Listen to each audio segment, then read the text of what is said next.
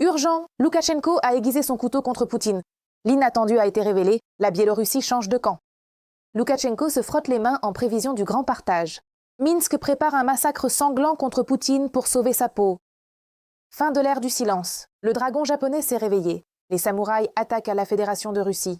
Les Kourils rentrent à la maison. Le Japon a neutralisé Poutine à l'est. C'est du jamais vu. Moscou est encerclé de fer. Un essaim infernal juste au-dessus du Kremlin. Frappe balistique de Zelensky. La Loubianka et le ministère de la Défense russe sont visés. Le premier pas est fait. Les forces alliées entrent en Crimée. L'armée ukrainienne reçoit un renfort secret et un tournant historique. Poutine est condamné. Les armadas des partenaires occidentaux ont fait le premier pas officiel vers la victoire. Ce qui n'était hier que chuchotement est devenu réalité. Tout cela à suivre dans notre édition Point chaud. Choc, 1 demi-million d'hommes sous les drapeaux. Loukachenko a déclaré la mobilisation. La Biélorussie prépare un carnage sanglant sur ordre de Poutine, mais le lèche-botte de Poutine a entamé un double jeu dangereux. Sentant qu'on le lâche, il hésite entre Kim Jong-un et la Maison-Blanche. Plan de sauvetage secret ou trahison de Poutine? Que mijote vraiment le petit père? Regardez. Loukachenko prépare la Biélorussie à la guerre. Il ne peut y avoir de temps de paix, et les gens doivent comprendre. Lors d'une réunion sur les résultats de l'inspection de l'armée, le président autoproclamé a déclaré que le pays devait se préparer à un conflit armé de grande ampleur, malgré les déclarations officielles de recherche de la paix. Nous sommes absolument contre la guerre, surtout nos officiers, nos soldats, nos forces armées, parce que nous savons ce qu'est la guerre. Nous ne voulons pas de la guerre. Mais l'armée est faite pour ça. Si soudain quelqu'un décide de nous parler et de nous regarder à travers le viseur d'une arme, nous répondrons. C'est à cela que nous nous préparons. Depuis janvier, une inspection surprise de l'état de préparation des forces armées, initiée par Loukachenko, a eu lieu en Biélorussie. L'exigence principale envers le commandement militaire a été de passer de l'entraînement de temps de paix à celui d'un affrontement réel. Selon lui, en cas de guerre, la Biélorussie pourrait porter l'effectif de ses troupes à 500 000 hommes.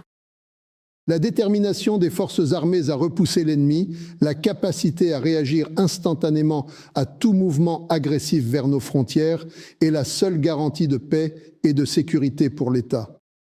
Loukachenko, qui dirige la Biélorussie depuis plus de 30 ans, reste le principal allié du Kremlin. Il tente de montrer sa force tout en ménageant Poutine pour que son pouvoir ne soit pas menacé. Il n'a aucun intérêt à impliquer directement la Biélorussie dans la guerre russo-ukrainienne, car cela pourrait avoir des conséquences stratégiques désastreuses pour lui, allant jusqu'à son éviction du pouvoir. Notre idée est absolument la même. Vous connaissez nos idées, nous connaissons les idées russes. C'est une seule patrie, de Brest à Vladivostok. Nous avons une seule patrie. Eh bien, ce n'est pas de notre volonté que 2 États se sont formés ici. Et nous devons tout faire pour que nos relations au sein de cette patrie soient encore plus étroites que dans un État unitaire. Tout récemment, Loukachenko s'est également rendu en RPDC pour une visite officielle au cours de laquelle il s'est entretenu avec le dirigeant du pays, Kim Jong-un. Les parties ont discuté du développement futur de la coopération politique, économique et militaire, ainsi que du renforcement des relations bilatérales. De plus, Loukachenko a récemment renoué avec Donald Trump. Le président autoproclamé pourrait participer à la prochaine réunion du Conseil de la paix récemment créée à l'initiative du président américain. Loukachenko utilise une tactique bien connue, celle de passer entre les gouttes. C'est-à-dire qu'il tente de naviguer entre les intérêts de la Fédération de Russie, de la Chine et des États-Unis.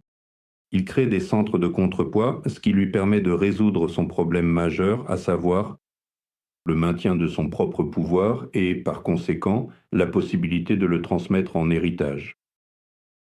Loukachenko joue un jeu dangereux.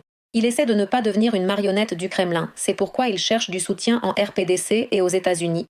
Chaque pas vers Washington ou Pyongyang est une tentative de sauver son régime et de trouver des ressources là où la pression n'est pas aussi forte qu'à Moscou.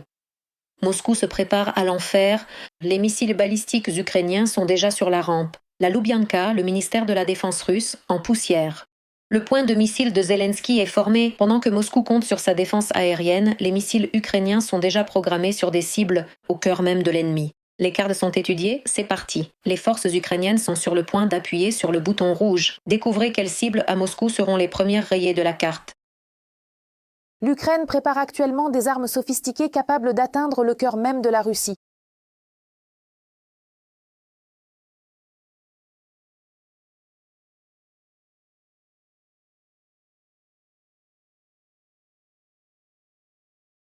Il faut tout simplement... D'ici la mi-2026, les concepteurs ukrainiens promettent de porter leurs propres balistiques à un nouveau niveau. Les premiers devraient entrer comme des enfants à l'école.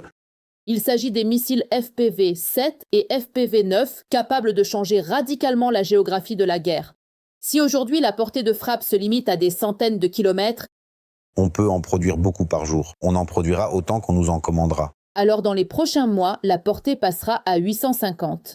Et c'est suffisant pour menacer non seulement les régions frontalières, mais aussi Moscou elle-même. Maintenant, de telles frappes ont déjà commencé. Qui là-bas, la Russie montre vraiment nos capacités. Et il ne s'agit pas seulement de frappes ciblées, mais d'une utilisation potentiellement massive. Selon les concepteurs, des dizaines de missiles peuvent être lancés simultanément, 20, 30 ou plus. Et dans ce cas, même les systèmes de défense aérienne modernes se retrouvent surchargés. Intercepter un tel flux de cibles devient une tâche à la limite du possible, même pour des systèmes comme le Patriot. Que dire alors des systèmes soviétiques en Fédération de Russie ? C'est difficile pour eux d'intercepter de tels missiles. Chacun de ces missiles remplit sa propre mission sur le champ de bataille et ensemble, ils forment une nouvelle architecture de frappe. FPV-7. Le premier lancement réussi, un succès confirmé, c'était à Taganrog, quand on a achevé un A-50 dans un hangar qui était là pour une mise à niveau. Ce missile balistique est considéré comme un outil de plus courte portée. Sa portée va jusqu'à 300 km, sa charge utile jusqu'à 250 kg, avec une haute précision et un coût relativement bas. C'est une sorte de remplacement pour l'attaque AMS, bon marché. Un tel missile permet de détruire systématiquement les dépôts, les quartiers généraux et la logistique ennemie en profondeur.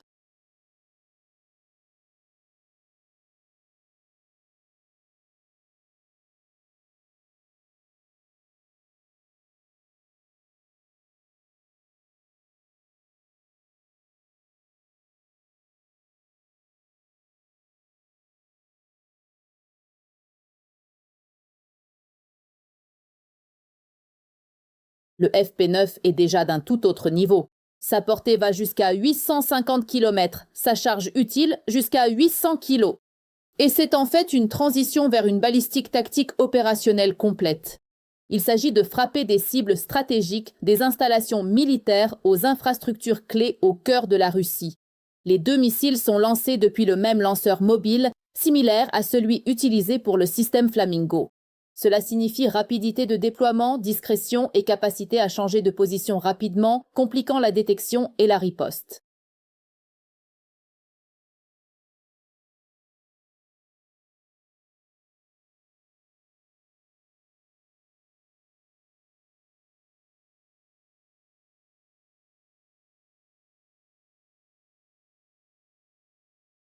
De plus, un bouclier antibalistique européen sera créé sur la base du missile FPV-7.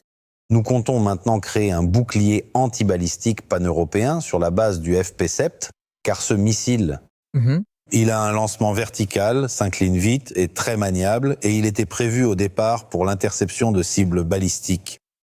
De plus, l'Ukraine disposera de drones FPV de la taille du missile Flamingo.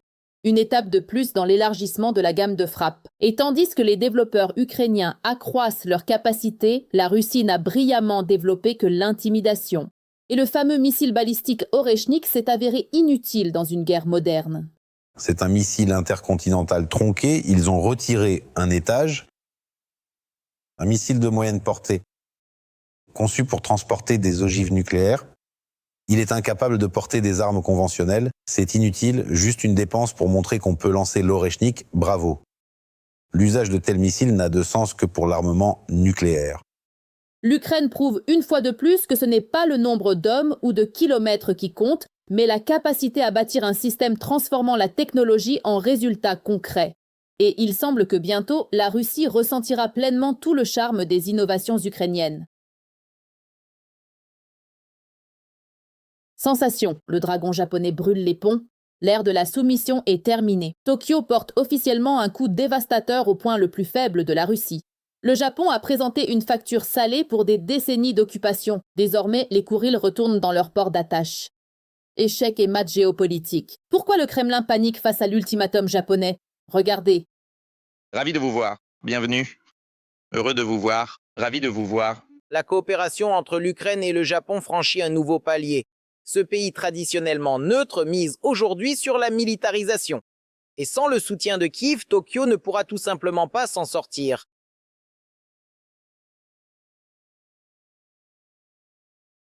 Tout a changé l'an dernier avec l'arrivée de la nouvelle première ministre Sanae Takaichi.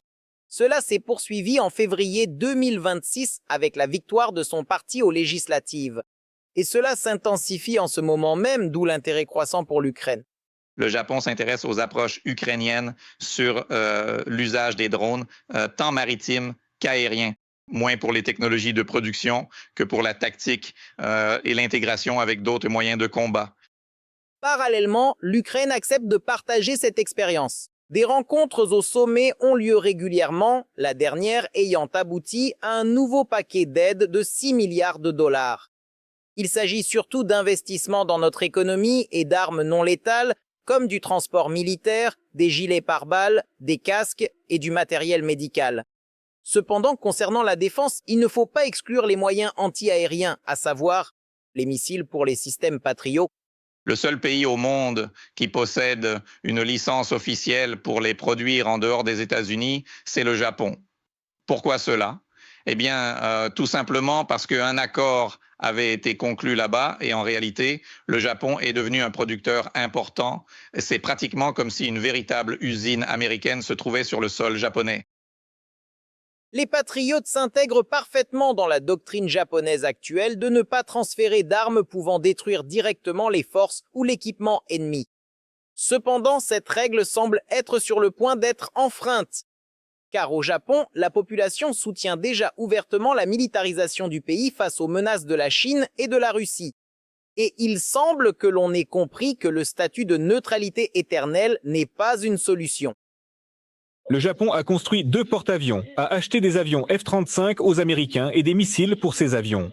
Et les Américains ont fait semblant de croire que, eh bien, oui, ce n'est qu'un destroyer avec un pont d'envol pouvant accueillir 20 avions sur l'un des navires. Le Japon a réussi à acheter 400 missiles Tomahawk aux Américains en signant le contrat à temps en 2023. Vous savez, un pays exceptionnellement pacifique et bienveillant qui possède des capacités à longue portée. Dans le même temps, les premières tentatives de soutien à l'Ukraine au niveau international, précisément avec des armes, ont déjà été faites. Dans un avenir proche, Tokyo s'apprête à annoncer son adhésion à l'initiative Purell pour l'achat d'armes pour Kiev. Les experts n'excluent pas non plus le transfert direct d'armes accumulées dans les stocks. Par exemple, les systèmes M270 MLRS, les obusiers automoteurs italiens FH-70, le système anti-aérien type 87, qui ressemble étrangement au Gepard allemand. De plus, les Japonais ont leur propre école de construction de chars et les chars restent d'actualité dans les guerres modernes. Le Japon devient aussi de toute évidence un allié solide de l'Europe en matière de production d'équipements. Et comme l'Ukraine est aujourd'hui un leader dans l'assemblage de drones, Tokyo pourrait manifestement aussi aider avec ces technologies. L'Europe développe actuellement un avion de chasse de 6e génération. Même plus de 5e, mais de 6e. Eh bien, le Japon y participe.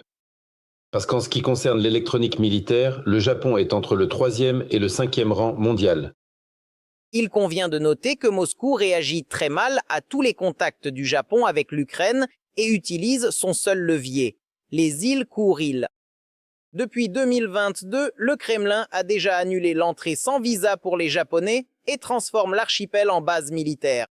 Pourtant, depuis le début de l'invasion et malgré toute l'aide du Japon à l'Ukraine, cet argument de Poutine n'a jamais fonctionné.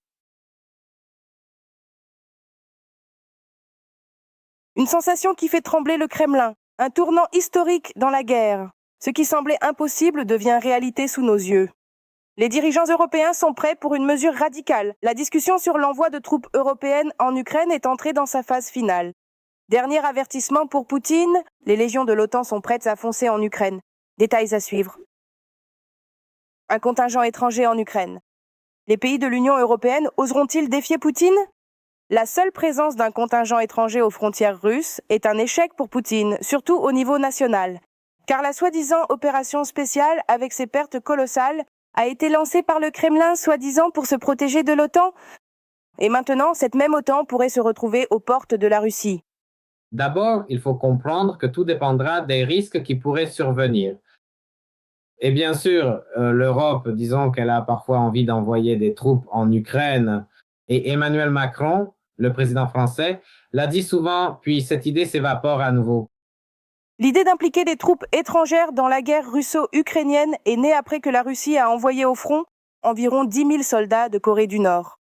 Ce ne sera pas sur la ligne de front, je ne prévois pas de déploiement sur la ligne de front, mais en même temps, pourquoi ce scénario intéresse-t-il l'Ukraine? Parce qu'il permet de libérer certaines ressources pour mener des opérations.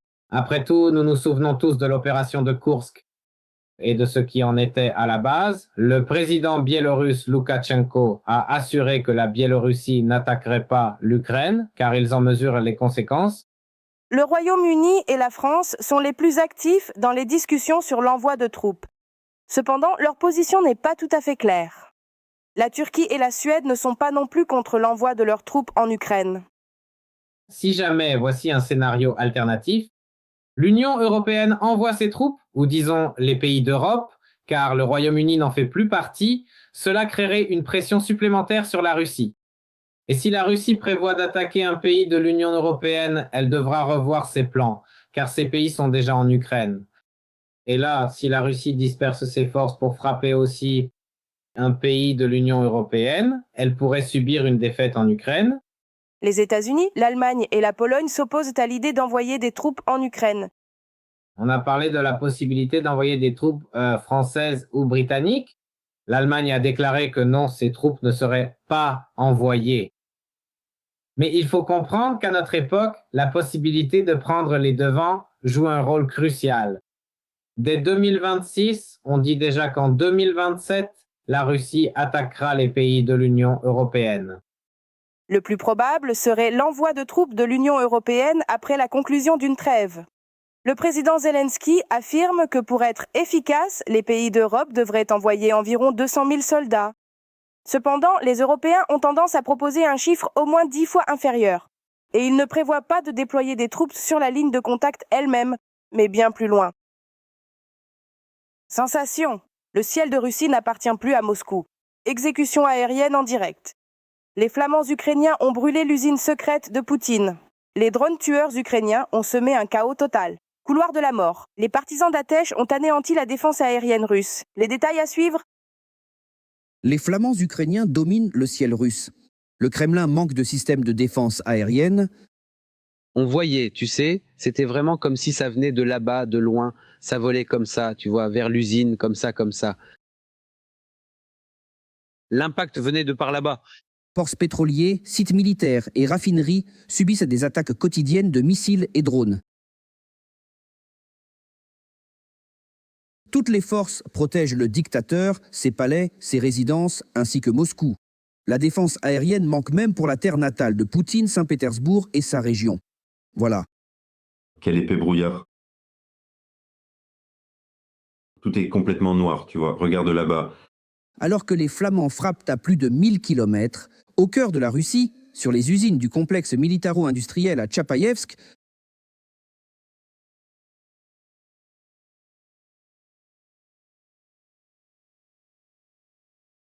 des centaines de drones atteignent chaque jour la capitale du nord de la Russie.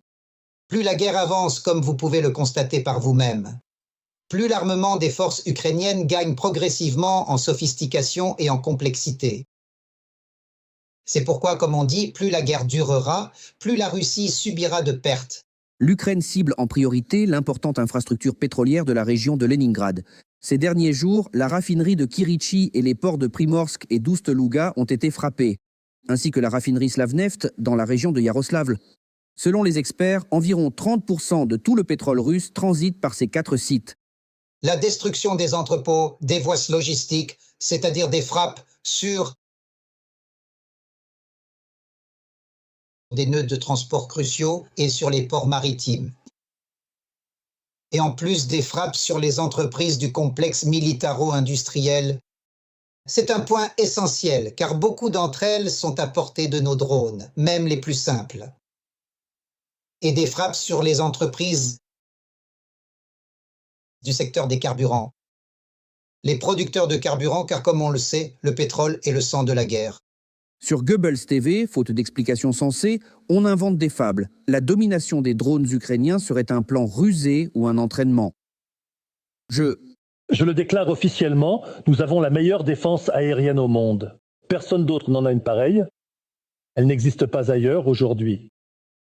Et le fait que, de temps en temps, un drone parvienne à voler assez loin, c'est, d'un côté, plutôt une bonne chose, car cela nous permet d'acquérir de l'expérience pour repousser des attaques massives.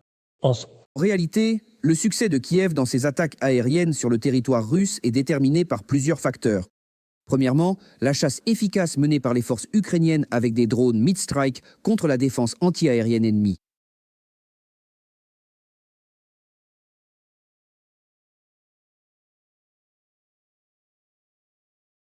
Deuxièmement, les sabotages des partisans ukrainiens à l'arrière des lignes russes. Le mouvement Atesh, par exemple, a brûlé fin mars plusieurs tours de communication de guerre électronique russe qui gênaient le trajet des drones.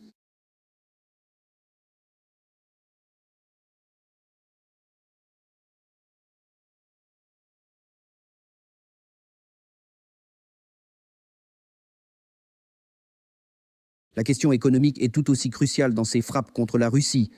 Les mesures de protection du Kremlin, qu'il s'agisse de fermeture d'aéroports ou de coupures Internet dans les villes, nuisent au budget et au confort de millions de Russes.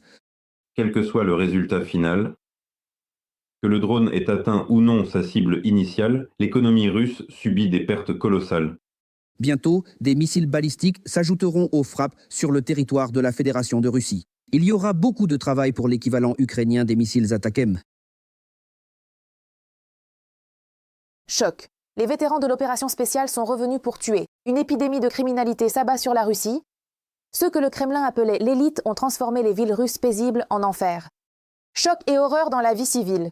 Les anciens soldats du front commencent à piller, violer et massacrer leurs propres concitoyens en masse. Ce ne sont pas des incidents isolés. Découvrez dès maintenant toute l'ampleur du chaos qui s'annonce en Russie. Une véritable épidémie criminelle prend de l'ampleur en Russie. Je tiens à vous parler d'un programme unique que nous avons conçu spécialement pour vous, avec le Front populaire. C'est un cours pour l'adaptation des vétérans de l'opération militaire spéciale. Pendant que les Russes tentent de créer des cours d'adaptation, les militaires tuent de plus en plus souvent. Nous ne devons rien cacher au public, absolument rien dissimuler. Le nombre de meurtres commis par des militaires russes actifs hors zone de combat augmente chaque année depuis le début de la guerre. Elle est là et elle dit « je vais le quitter ». Comment ça, le quitter? Comment peut-on quitter un homme qui a donné sa vie pour la patrie? Attends, Aserioja, si t'es un héros là-bas, je dois quoi te lécher les pieds pendant que tu tortures mon enfant? Et moi avec? Oui, c'est ça. En 2025, le nombre d'affaires pour meurtre a été multiplié par 1,5 en un an et par 16 depuis 2022. Il l'a porté sur 10 mètres à peine, a déposé le corps, a fait demi-tour et est parti. Des journalistes ont analysé les affaires pénales soumises à 108 tribunaux militaires de garnison. L'analyse n'incluait pas les instances d'appel et de cassation, ni les territoires occupés des régions de Donetsk, Louhansk, Zaporijia et Kherson. Les organes de justice militaire créés par les administrations d'occupation ne publient aucune information sur les affaires en cours. Pour cette étude, nous avons examiné la période allant de 2018 à 2025. Je lui fais signe de la main et je lui dis « Viens, on sort et on discute dehors ». Et tout de suite, bam bam, des coups de feu. J'ai dû lui prodiguer les premiers soins moi-même. L'année 26 a débuté en Russie par de nouveaux crimes. À Irkoutsk, les forces de l'ordre sont restées 6 heures devant la porte d'un vétéran alors qu'il séquestrait et tuait une femme enlevée. Partir à la guerre est devenu pour lui un nouveau moyen d'échapper à ses responsabilités pénales. Après quelques mois au front, Michourine a été blessé et s'est retrouvé à l'hôpital. Il n'a pas voulu retourner dans son unité et a déserté. C'est précisément durant cette période qu'il a commis un nouveau meurtre. L'un des crimes les plus atroces commis à Irkoutsk ces dernières années. Le plus souvent, les militaires d'actifs commettent des meurtres en état d'ébriété. Pendant qu'on buvait, il a dit qu'on était tous des soldats de Poutine. Et voilà, j'ai tout simplement explosé. L'adjudant Jivichenko a aligné 12 soldats contractuels de son unité et a commencé à leur tirer dessus au pistolet. En route vers sa destination, l'adjudant a bu environ 2 bouteilles de vodka. Il est sorti du véhicule avec un pistolet Makarov à la main. Il a accusé les soldats rassemblés pour recevoir leurs ordres de refuser de participer à l'opération spéciale. Il a d'abord tiré au sol, puis il a ouvert le feu sur ses subordonnés. Une partie du groupe a pu s'enfuir, mais un soldat a été touché à la poitrine et à l'abdomen. Il est mort sur le coup, un autre a été blessé à la cuisse. Quant au jeune homme tué par l'adjudant, sa ville en a fait un héros, affirmant qu'il était mort au combat. Ou encore cet occupant qui, après un meurtre au front, a prétendu que c'était l'œuvre de saboteurs ukrainiens. Arkhangelski buvait de la vodka avec l'un de ses camarades. Une dispute a éclaté et Arkhangelski a vidé son chargeur de fusil d'assaut sur son compagnon de boisson. Une seule des 3 balles a fait mouche, mais elle a causé une blessure mortelle. Pour couvrir son crime, Arkhangelski a prétendu que son unité avait été attaquée par des saboteurs ukrainiens, mais faute de preuves, il a fini par avouer. Selon les données étudiées, les militaires n'ont tué leurs propres camarades que dans 17% des cas. Bien plus souvent, ces héros de la guerre tuent des amis, des connaissances ou même des civils au hasard en Russie. Ce militaire a tué sa petite amie lors d'une dispute. Il l'a poignardée à mort avec son couteau dans un bois. Le corps de la femme a été retrouvé enterré à 17 mètres de la route. Les légistes ont établi que le militaire lui avait porté 42 coups de couteau. La plupart des coups ont été portés au niveau de la cage thoracique. L'expertise médicale a conclu que le soldat souffrait d'un trouble de la personnalité émotionnellement instable dû au combat. Outre l'alcool, les militaires russes sont accusés de viol et d'autres agressions sexuelles. Une forte augmentation du nombre de ces cas a eu lieu en 2025. Les tribunaux ont reçu d'un coup 248 procédures pour les 2 articles. Le plus effrayant est que les occupants commettent ces crimes aussi dans les territoires occupés d'Ukraine. Des militaires très ivres ont commencé à tirer. On criait qu'on était des nôtres, des civils, des habitants pacifiques. Ils ont commencé à torturer mon mari, ils ont commencé à tirer au-dessus de sa tête, ils ont commencé à lui tirer dans les jambes. C'est très dur de se remémorer tout ça. Je ne sais pas combien de temps ça a duré. Je comprenais que si je tentais de résister maintenant, ils allaient tout simplement m'abattre. Je devais survivre pour ma fille. Une autre histoire, confirmée malgré tout par les officiels russes, s'est passée en septembre 2025 à Yenakiev, située dans la partie occupée de la région de Donetsk. Katia, 9 ans, est sortie se promener et n'est jamais revenue. Les locaux ont cherché l'enfant pendant 2 jours, les réseaux sociaux régionaux en ont parlé. Finalement, un homme de 32 ans, originaire de Alapayevsk, dans la région de Sverdlovsk, Alexei Tchoumachenko, a été arrêté. En 2021, il avait été condamné pour une affaire de viol. Pourtant, il s'est retrouvé libre plus tard et a participé à l'opération militaire spéciale. Des psychopathes, des violeurs et des meurtriers se couvrent par leur participation à l'opération spéciale de Poutine. Je tiens à dire que l'opération militaire spéciale se déroule en stricte conformité avec le calendrier. De retour du front, les Soudards commettent des crimes car ils se sentent impunis. Et chaque année, ils sont de plus en plus nombreux. Et ce n'est pas encore fini. La Russie va totalement se noyer dans le sang de ses propres mains. C'est tout pour le moment. Pour plus d'actualités brûlantes du front, rendez-vous au prochain numéro.